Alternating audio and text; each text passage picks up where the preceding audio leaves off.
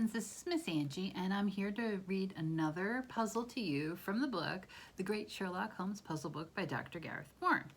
Last week I read to you a puzzle called Don't Put the Cart Before the Horse. I'm going to read that puzzle, read the answer, and I have a new one for you called Mrs. Barker's Case. Okay, don't put the cart before the horse.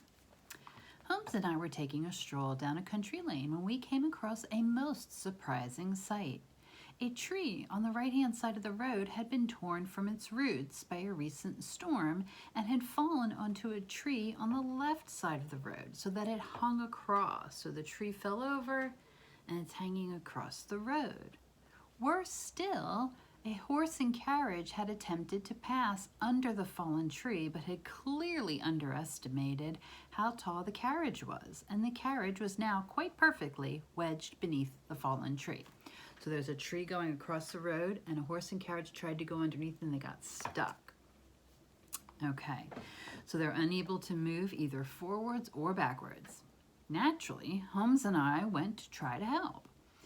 Even the combined strength of two of us and the driver could shift neither the tree nor the carriage, and the driver was in any case loath to risk either damaging the carriage directly or risk dislodging the tree from its resting place and causing it to crush the carriage.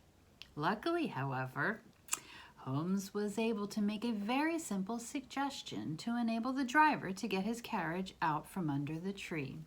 What was it? And here are the pictures. There's a picture.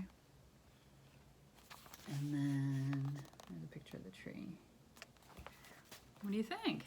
Did you guys figure out how they could do that? Let's see what the answer is. All right. Holmes suggested that the man release the air from the wheels of his carriage in order to reduce its height and allow it to be freed from the tree. That makes sense. You let the air out of the wheels or the tires and it gets a little bit lower, and then you can carefully and gently move on under. Okay, that was the first one. Don't put the cart before the horse. All right, our new puzzle for this week is called Mrs. Barker's Case, and I'll read this one to you and you'll have a couple days to figure it out. Mrs. Barker's Case.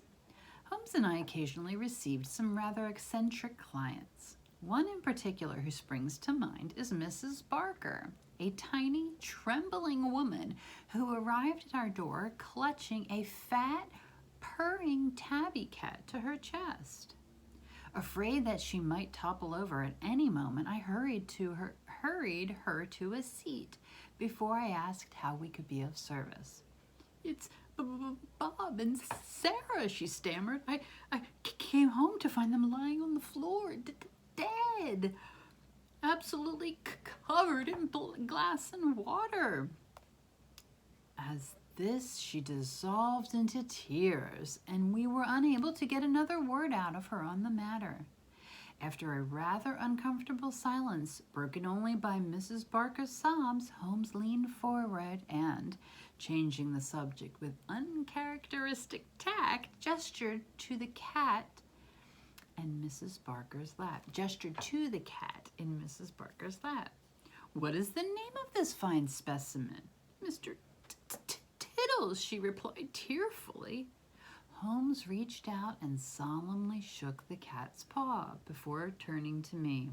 "Well, Watson, it seems as though we have our man. What happened to Bob and Sarah?" I don't know. What happened? I gotta think about it. Come back in a few days and I'll give you the answer in a new puzzle. Bye, friends.